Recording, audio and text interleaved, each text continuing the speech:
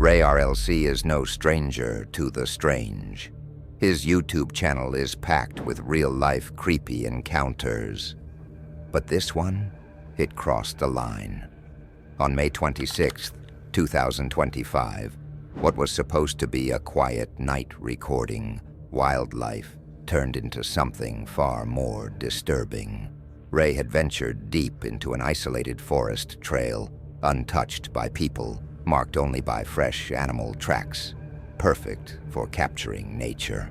Or so he thought. He set up his trail cam and audio recorder like always. But what those devices picked up overnight, it wasn't just animals, and it shook him to the core. Parked down that way, walked up here, it keeps going on up there, and I want to look up that way up the trail. So, I think the perfect spot would be right here. This good old spot. And just look straight up there, and if any deer come walking by, I'll catch them. So I need to get the trail cam and set it up. And we got her. So here's the trail cam. Got it set up. It's facing over there perfectly. But I've got a nice little treat for you guys. There's the sound recorder. Okay. So I'm going to have the trail cam going. I'm also going to have the sound recorder going. I'm going to listen to the audio first, and then the trail cam, just to see what we hear and then what we see. Because that's kind of the fun, to hear something and then see it later. But this is not going to be motion detected, because sometimes, especially if it's small, and I've got another issue too, I don't know. It's because the thing is, I have the trail cam directly on the trail. Trail cams do best at like an angle, not like this or like this, at an angle. Like this. But I have this going straight up. If something's coming right at me, sometimes the trail cam just doesn't want to move for it. It should, but sometimes it doesn't. So in order to not risk that, instead I'm just going to do a time lapse. I think time lapses are more fun anyways. If something changes but doesn't catch a motion sensor, it'll do that too. And that's why I prefer that. So we're going to get this going. I'll get that going, and I'll come pick these up tomorrow morning. Ray left the forest before it got dark. On the way to his car, he saw just one person. They didn't speak, but the encounter felt off. He couldn't shake the feeling that someone might mess with his gear during the night. The next morning, he came back to pick it up. Oh, I think we're in luck. Nope, didn't get stolen. It's still here. Okay. There's my stuff, still here, waiting for me. In the outer quarter, it looks like it turned off. That's okay, it just means the batteries died probably not long ago. So, well, we'll see how much audio we get. It's made so that as soon as the battery dies, or right before the battery dies, it stops the recording and then dies, so you don't get corrupted or lose it. So we'll be okay. We'll see what kind of audio we got, see what kind of video we got. I'm really excited about that. Let's turn these off and take them down. To his relief, everything was just how he left it. The audio recorder had shut off. Probably the batteries died, but nothing else looked touched or out of place. So without thinking much of it, Ray packed up and went home to check the footage. At first, it was what he expected. Deer, raccoons, maybe a few coyotes passing by during the night. But then he found one clip that made him freeze. Around 2:47 a.m., the camera caught movement. A man walked out from the trees. He wasn't using a flashlight. He didn't stop, didn't say anything, just kept walking slowly, holding a large axe in his hands. His pace was steady, like he had all the time in the world. It didn't feel real. It felt like a scene out of a horror movie. Ray couldn't believe what he was seeing. A man, alone, at that hour of the night, in the middle of nowhere, carrying an axe, and walking like he had a clear goal. That was the scariest part. He didn't seem lost or confused. He looked like someone who knew exactly where he was going.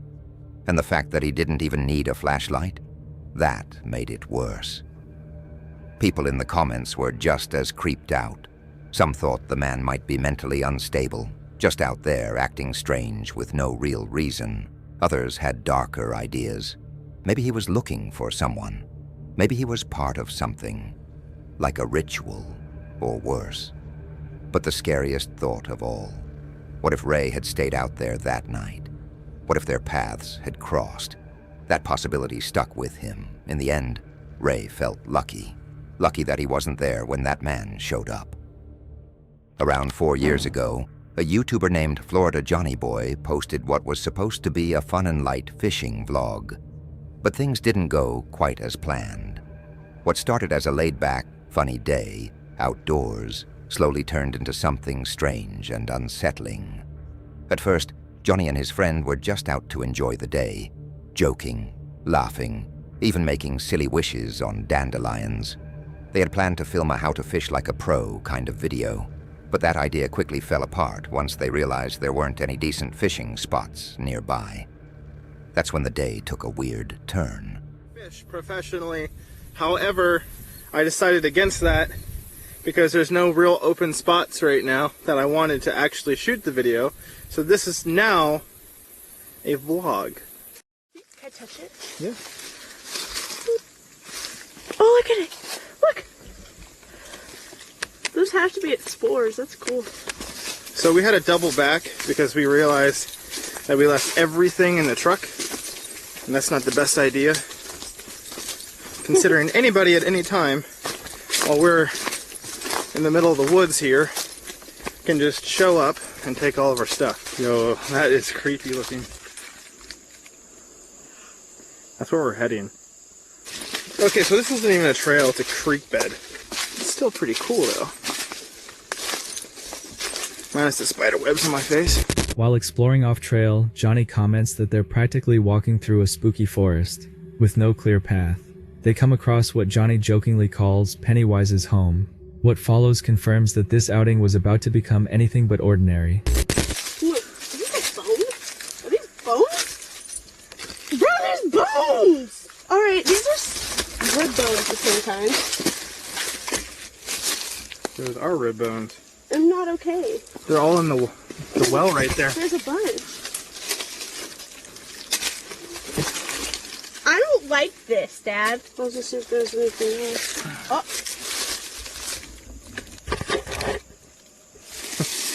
What? There's more bones. No way. Yeah.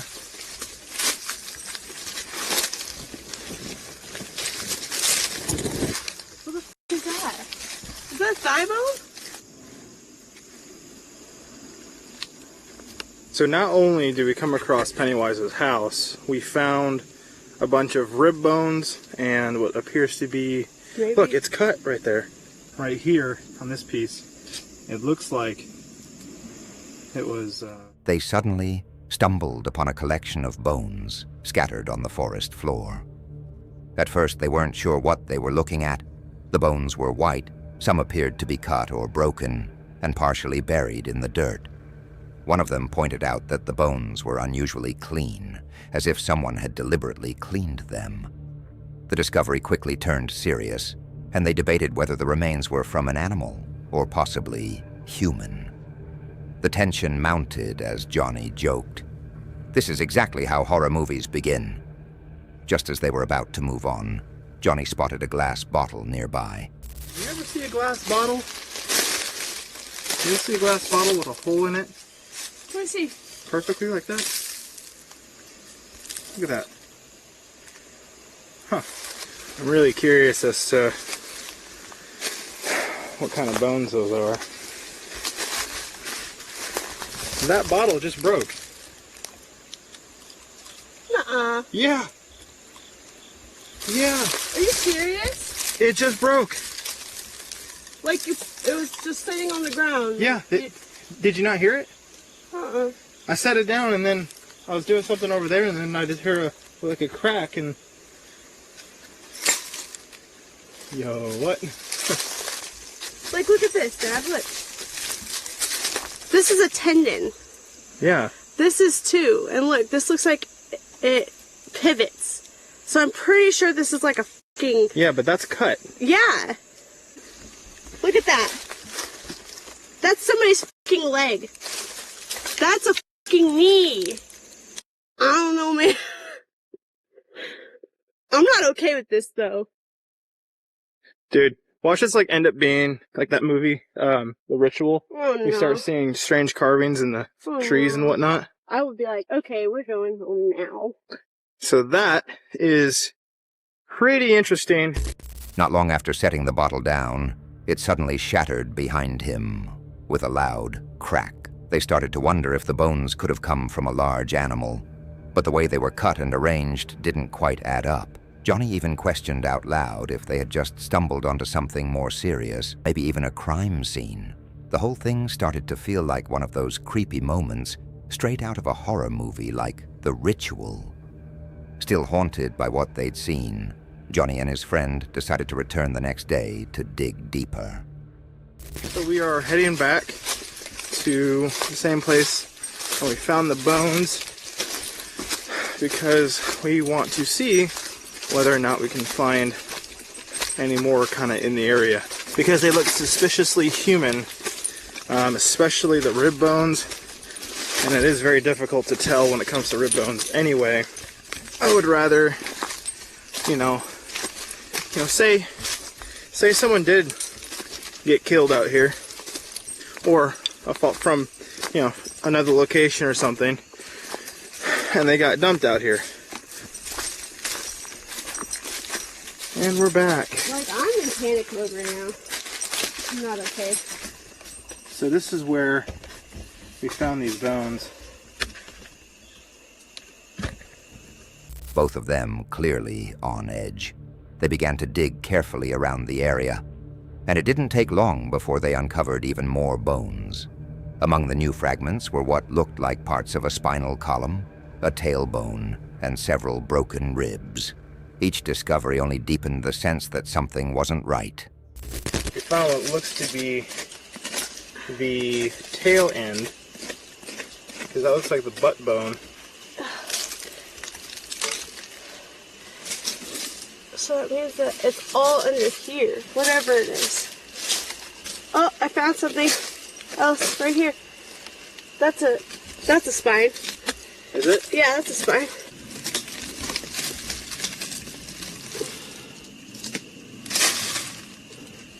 We're gonna keep working on this. We'll be back.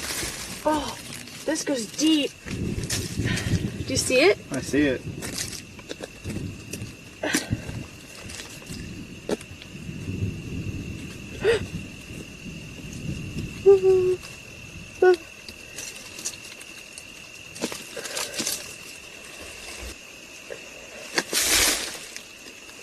Yep. Is this a spine? Yeah. But what from? I don't know. The curious thing as to why it's there of all places.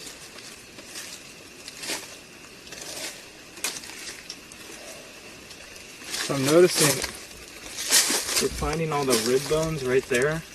Yeah. The head's got to be in this area. Uh-huh.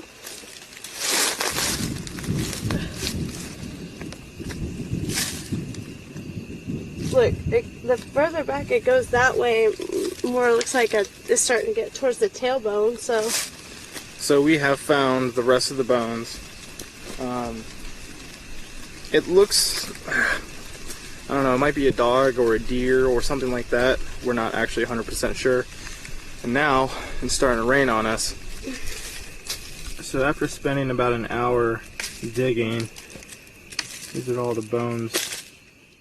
In the end, it seemed like the bones might have belonged to a coyote. At least that was the first guess. Then someone suggested they looked too big. Maybe a wolf, or even a canine.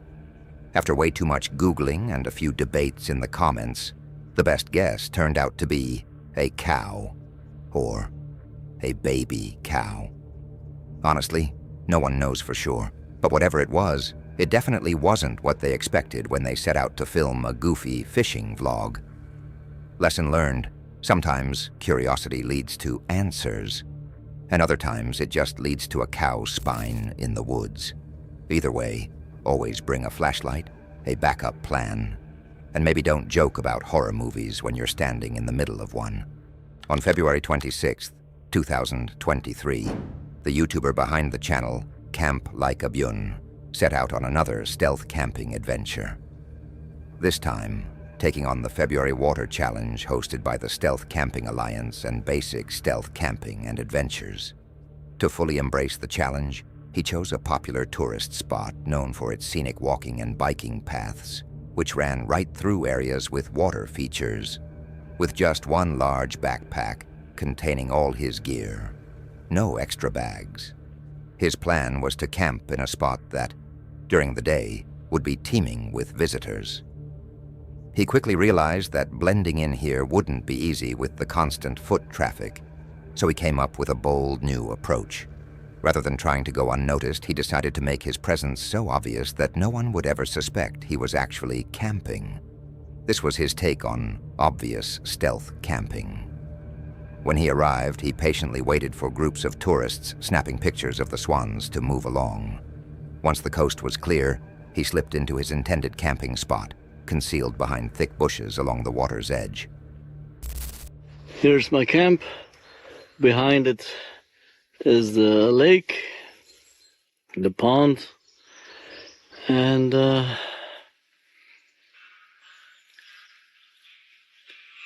there are lots of geese, plenty of geese. It's now, I think, about 9 o'clock p.m. It's dark for some time.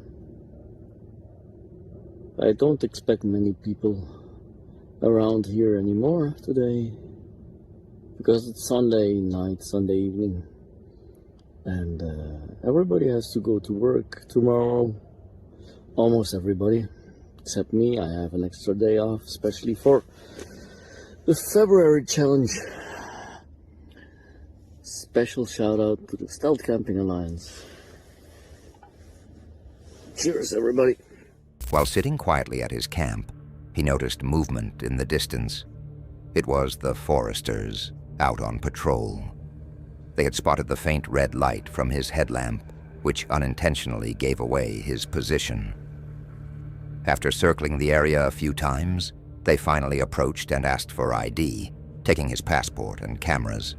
He was told to pack up immediately and follow them to their office. Though clearly annoyed, he stayed calm and cooperative, even joking that his biggest concern was whether he'd lost his signature hut in the chaos. So guys, I got busted. I'm packing up my gear. I'm out of here. I have to go to the office. These foresters, they have an own office here at the domain. And they took my passport, they took 2 cameras. And we will see if what will be the verdict. I don't know.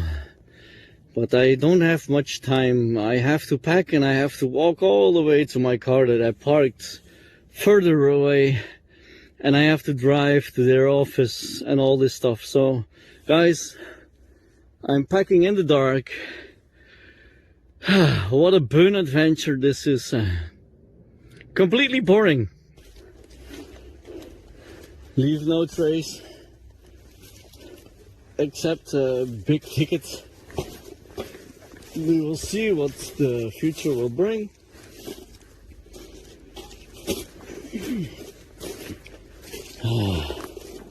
Damn.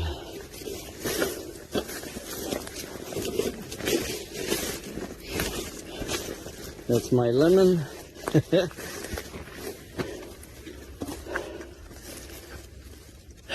So guys, this is it.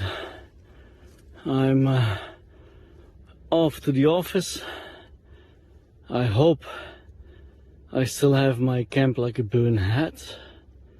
I can't find it anywhere, so...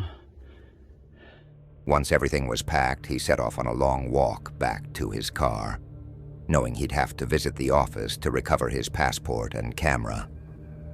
In the end, he gave them his details and was left waiting to see if there'd be any consequences. He was clearly frustrated, but owned up to it.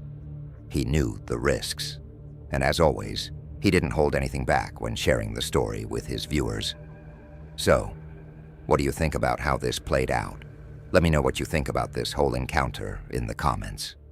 In May of 2017, a YouTuber named Robert uploaded what would become both his first and only video.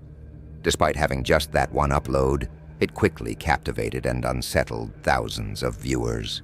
Robert had ventured deep into the woods, miles away from any towns, roads, or other campers. What started as a peaceful evening under the stars soon turned into one of the most disturbing experiences of his life. After sunset, while sitting quietly at his campsite, Robert began to notice strange flickers of light deep within the dark forest around him.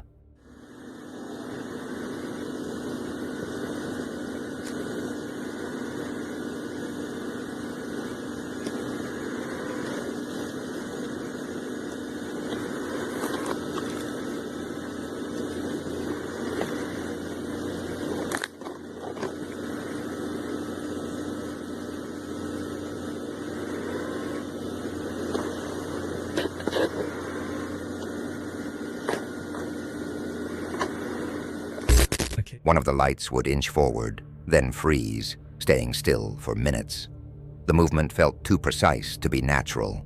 No sounds, no footsteps, just silence. Many viewers believed the lights acted with intention, like something was watching. After the video went up, it quickly caught attention. Some thought it was drones or reflections, but one comment stood out. A man claimed he and his daughter saw the same lights in that forest months earlier. Same strange behavior, same eerie silence. Suddenly it didn't feel like a one-time event.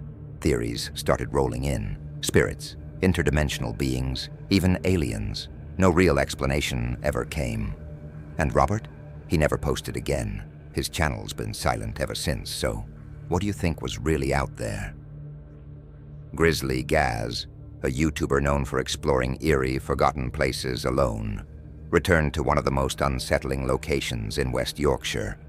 A forest whispered about for decades. The kind of place locals warn you not to visit after dark. This stretch of woods has seen it all. Reports of alien sightings, strange lights in the sky, and even a headless horseman said to roam the trails at night.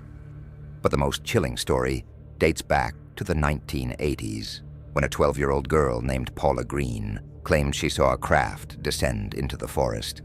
According to her, several non-human beings emerged, and then 2 hours of her memory were simply gone. More recently, the forest made headlines again, this time for something disturbingly human. A naked man caught stalking and harassing women near the trail. Still, despite all the warnings, Gaz set out to spend the night there, not just to investigate the strange activity, but also to reconnect with his channel after a long break. His loyal dog, Fendi, came along, though Gaz admitted on camera that Fendi's health was fading fast. Between his dog's condition and his own mental health struggles, this trip felt heavier than the others. Knowing what might be out there, Gaz didn't take chances. He surrounded his tent with motion sensors, setting up a full perimeter alarm system. Whatever was hiding in those woods, he was ready for it. Number one. Meh. So if anything comes through that way, it should tell me. And if anything comes through that way, that one should tell me. And apparently, this has a range of 500 meters from transmitter to receiver. So this should give me an early warning sign if anyone's coming into camp while I'm asleep in bed.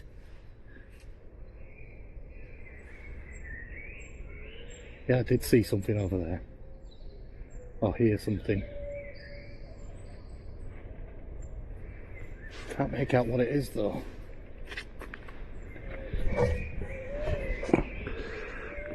Just over top at 10. Right over there, by them trees. Don't know if you'll be able to see it. Something moving anyway, it's probably just a bird. As night closed in, Gaz relied on his motion alarms for a sense of safety. While exploring the woods, he stumbled upon several rough, lean-to shelters. They looked like something kids might build. But hidden deep in the trees, they gave off a strange, uneasy feeling, like the forest was holding its breath. Little lean-to or something here.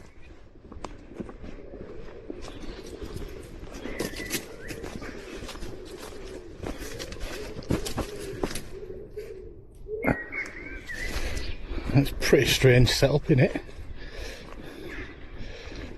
Is this the way in?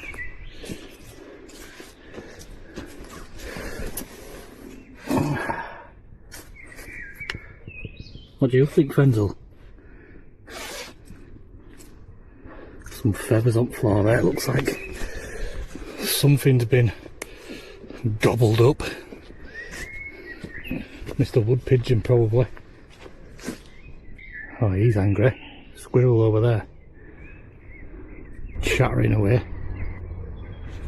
It's just very odd how people make these sort of structures, isn't it? Because it's obviously not going to protect you from rain or wind, really. Yeah, definitely Bigfoot. Look at this. Is this the hangman's tree? Or is it just where kids have had swings? I won't swing on that, it's dead, that. Can't have my fat ass on that.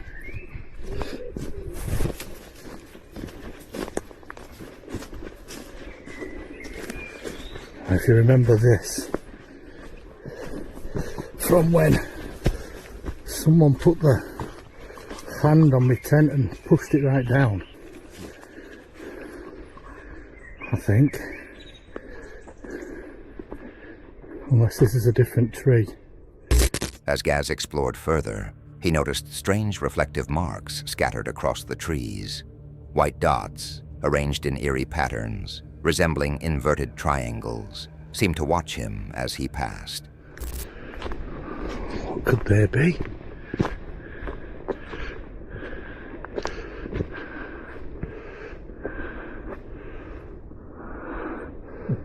I don't know, to be fair.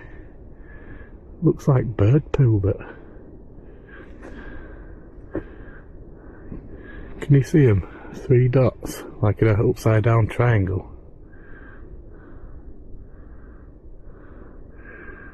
Looks like bird poo, but it's reflected. Very peculiar. The strange marks, about 8 to 9 feet high, glowed under Gaz's flashlight. He guessed they might be bird droppings, but their pattern felt too deliberate. As night fell, Gaz settled in with Fendi until the silence broke with snapping branches and rustling nearby.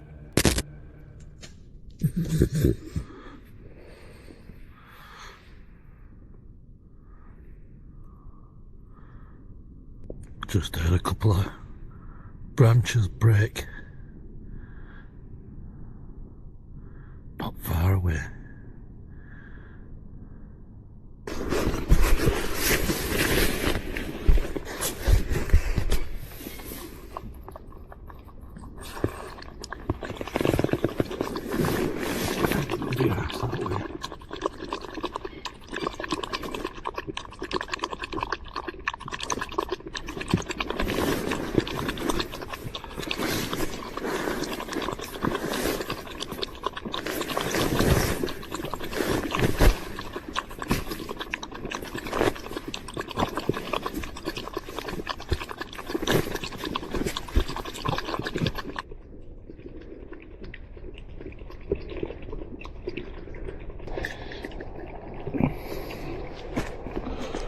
Pitch black now.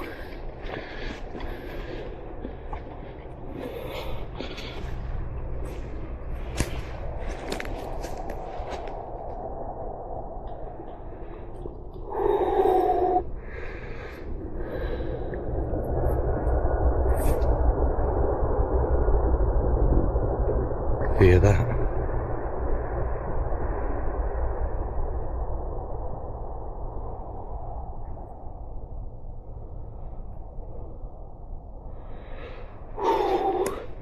Soon after, Gaz's alarms started to activate.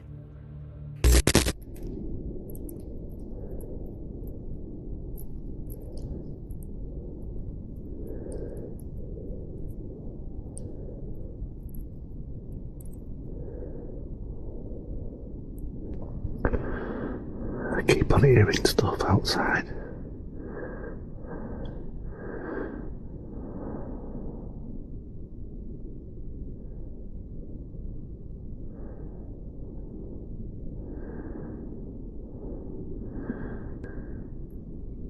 Twig snapping.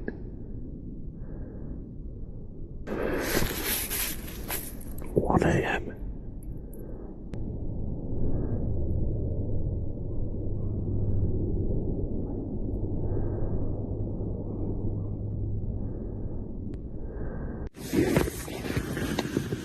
Dude, that's just lit up.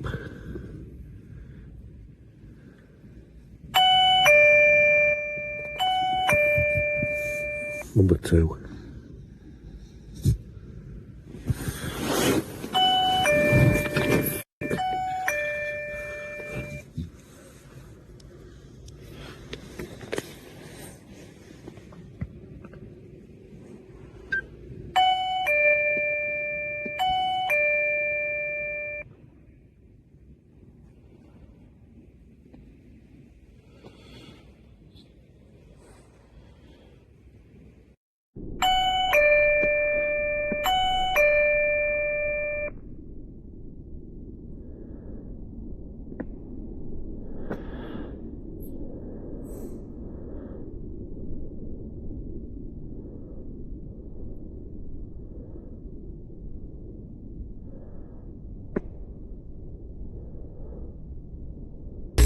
Out of nowhere, one of the alarms went off.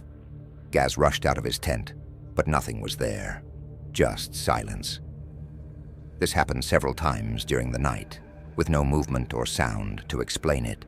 Earlier he'd heard snapping branches, but now the alarms were going off without a trace. As the hours passed, the tension grew. More snapping noises, loud thuds, like heavy galloping, and strange flashes of reflected light in the trees. By sunrise, Gaz was exhausted but unharmed. While he didn't catch anything definitive, the night added another unsettling entry to his investigations, leaving behind more questions than answers.